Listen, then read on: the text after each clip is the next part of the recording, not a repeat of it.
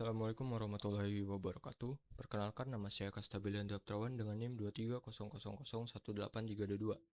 Dan di sini saya akan mempresentasikan hasil tugas saya, yaitu digital marketing, sosial media, dan branding dengan mata kuliah kewirausahaan. Nomor 1, jelaskan perbedaan-perbedaan bisnis di era digital dan non-digital.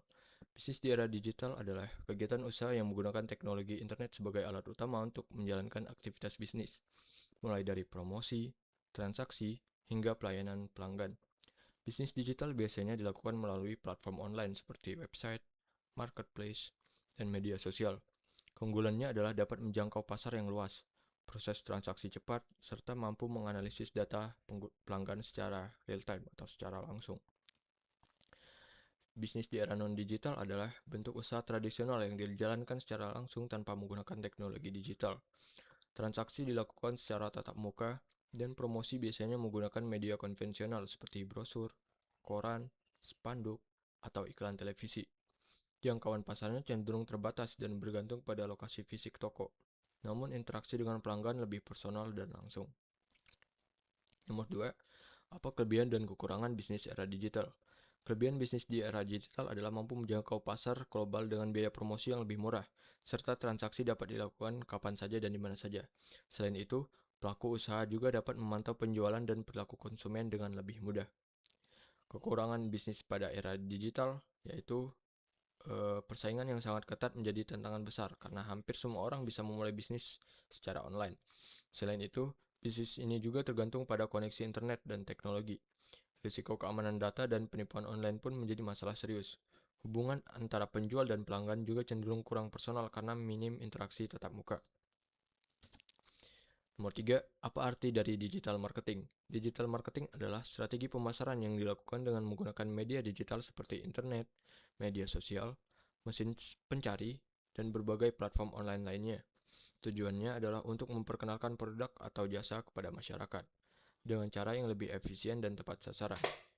Melalui digital marketing, perusahaan dapat menjangkau audiens yang lebih luas serta memantau efektivitas iklan secara langsung. Contohnya seperti promosi melalui iklan di Instagram, Facebook, Google Ads, atau melalui email marketing yang dikirimkan langsung ke pelanggan. Nomor 4, bandingkan perbedaan keuntungan dan kerugian digital marketing dengan marketing non-digital. Pada aspek biaya promosi, digital marketing lebih hemat karena bisa menggunakan media sosial gratis atau berbayar sesuai kebutuhan. Sedangkan pada marketing non-digital, lebih mahal karena butuh biaya cetak, sewa billboard, atau iklan TV. Pada aspek jangkauan, digital marketing bisa menjangkau audiens global tanpa batas lokasi, sehingga ketika penjual dan konsumen bisa melakukan jual beli pada lokasinya masing-masing. Pada marketing non-digital, jangkauannya terbatas pada wilayah tertentu. Pada aspek hasil dan analisis, digital marketing dapat diukur secara langsung dari jumlah klik, like, penjualan, share, dan lain-lain. Pada marketing non-digital, sulit diukur karena tidak ada data digitalnya. Pada aspek interaksi dengan konsumen, digital marketing bisa dilakukan dua arah melalui komentar atau pesan langsung. Sedangkan pada marketing non-digital, biasanya satu arah, misalnya melalui brosur, iklan TV, atau sewa billboard, dan lain-lain. Pada aspek kelemahannya, digital marketing butuh kemampuan teknologi karena rentan penipuan atau spam. Sedangkan marketing non-digital kurang fleksibel dan lambat menjangkau banyak orang. Nomor 5, dalam digital marketing ada unsur apa saja? Sebutkan dan jelaskan.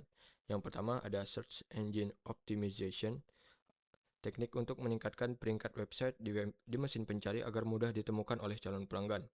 Contohnya, ketika seorang mencari sepatu olahraga murah, website toko yang dioptimalkan Search Engine Optimization akan muncul di halaman pertama Google.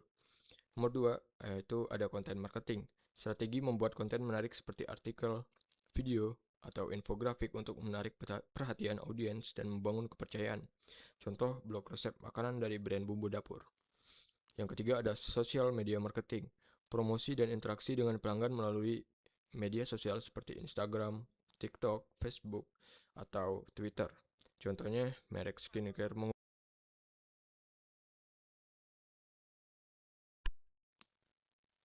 mengunggah video review produk di TikTok. Yang keempat, ada email marketing. mengirimkan pesan promosi, newsletter, atau diskon langsung ke email pelanggan. Contohnya, e-commerce mengirimkan email promo 11.11, diskon 50%. Yang kelima ada paid advertising, yaitu iklan berbayar dengan menggunakan layanan iklan digital seperti Google Ads atau Meta Ads agar produk muncul di halaman pengguna yang relevan. Dan terakhir ada influencer marketing. Bekerja sama dengan influencer yang memiliki banyak pengikut untuk memperkenalkan produk agar lebih percaya masyarakat. Nomor 6 ada jelaskan peran sosial media dalam digital marketing dan berikan contohnya. Media sosial memiliki peran yang sangat penting dalam digital marketing. Melalui media sosial, perusahaan dapat menjangkau audiens yang luas dengan biaya yang relatif murah. Selain itu, media sosial memungkinkan adanya komunikasi dua arah antara penjual dan pembeli, sehingga dapat membangun hubungan yang lebih baik. Media sosial juga menjadi sarana untuk membangun citra positif dan meningkatkan kesadaran merek. Misalnya, perusahaan kosmetik seperti Wardah menggunakan media sosial TikTok dan Instagram untuk mempromosikan produk baru melalui influencer. Contoh lainnya, banyak pelaku UMKM menggunakan Instagram Reels dan TikTok Live untuk memperkenalkan produk makanan mereka secara langsung kepada konsumen. Nomor 7, jelaskan yang dimaksud dengan digital branding. Digital branding adalah upaya membangun citra, identitas, dan reputasi merek melalui media digital. Tujuannya adalah agar merek mudah dikenal, diingat, dan dipercaya oleh masyarakat. Proses ini meliputi konsistensi dalam penggunaan logo, warna, gaya komunikasi, dan nilai-nilai yang disampaikan secara online. Contohnya, Tokopedia memiliki identitas digital yang kuat dengan warna hijau khas dan maskot burung bernama Oli, yang selalu digunakan dalam setiap kampanye digitalnya. 8. Jelaskan manfaat dan dampaknya digital branding dan berikan contohnya. Manfaat digital branding yang pertama ada meningkatkan brand awareness, yaitu produk lebih cepat dikenal banyak orang. Yang kedua ada meningkatkan kepercayaan pelanggan, konsumen lebih yakin membeli produk yang memiliki citra baik. Yang ketiga ada mendorong loyalitas pelanggan, yaitu pelanggan yang puas akan kembali membeli. Dan terakhir ada meningkatkan nilai jual produk. Brand yang kuat cenderung bisa menjual lebih mahal. Dampak dan contoh digital branding. Dampak yang pertama, jika branding kuat, pelanggan lebih memilih produk tersebut dibanding pesaing. Dan jika branding buruk, citra merek bisa cepat rusak karena komentar negatif di media sosial. Contoh digital branding yang pertama, yaitu ada brand Indomie memiliki digital branding kuat karena konsisten di semua platform dan selalu berinteraksi dengan pelanggan secara positif. Nomor 9, apakah Anda telah melakukan marketing digital? Jelaskan pengalaman Anda jika sudah atau pernah atau sedang melakukan. Saya pernah melakukan kegiatan digital marketing ketika menjual produk diecast mobil Hot Wheels secara online. Dalam promosi tersebut, saya menggunakan Facebook sebagai media utama untuk memasarkan produk. Saya membuat foto produk dengan tampilan yang menarik dan jelas, kemudian mengunggahnya di berbagai grup jual beli serta halaman pribadi. Selain itu, saya menuliskan deskripsi produk secara detail seperti jenis, skala, dan kondisi diecast agar calon pembeli lebih mudah memahami produk yang saya tawarkan.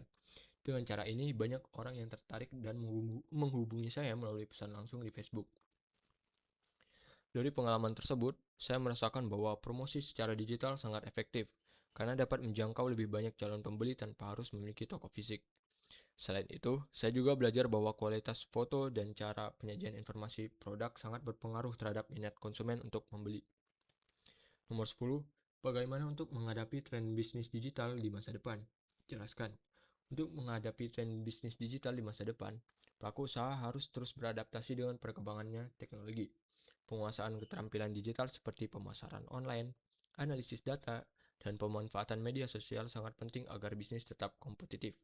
Selain itu, inovasi dalam produk maupun strategi promosi juga diperlukan agar tetap relevan dengan perubahan kebutuhan pasar. Pelaku bisnis perlu memanfaatkan teknologi baru seperti kecerdasan buatan atau AI, chatbot, dan sistem otomatisasi pelayanan untuk meningkatkan efisiensi. Membangun citra digital yang kuat juga menjadi kunci agar pelanggan tetap percaya dan loyal terhadap merek. Dengan terus belajar, berinovasi, dan memahami perilaku konsumen digital, bisnis akan mampu bertahan dan berkembang di masa depan yang serba digital. Sekian dari saya. Apabila ada salah kata, saya mohon maaf dan saya akhiri. Wabillahi taufiq wal hidayah. Wassalamualaikum warahmatullahi wabarakatuh.